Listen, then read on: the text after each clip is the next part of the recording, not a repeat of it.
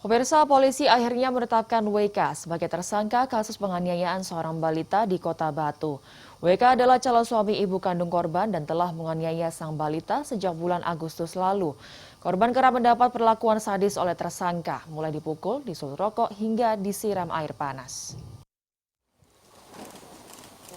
Setelah menjalani serangkaian penyidikan, aparat Polres Batu akhirnya menetapkan WK berstatus tersangka kasus penganiayaan. Sejak ditangkap, tersangka menjalani pemeriksaan maraton buntut menganiaya balita NL.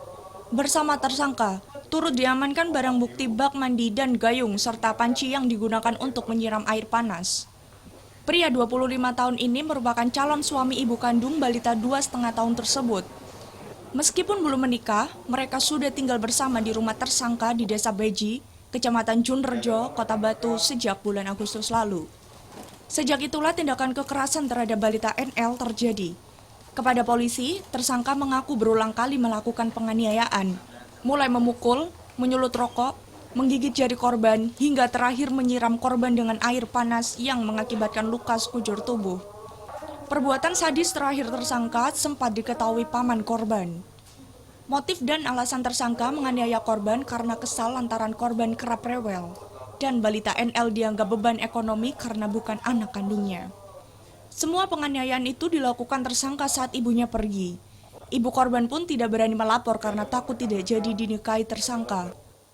Motif tersangka ini melakukan kekerasan tersebut didasari karena motif ekonomi.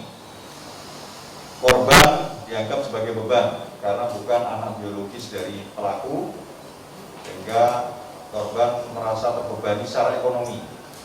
Kemudian juga tersangka yang ada di hadapan rekan-rekan ini menganggap atau merasa kesal karena korban sering rewel.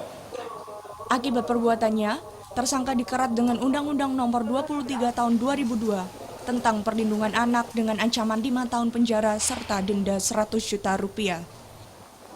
Dari Batu, Denny Irwansyah, iNews melaporkan.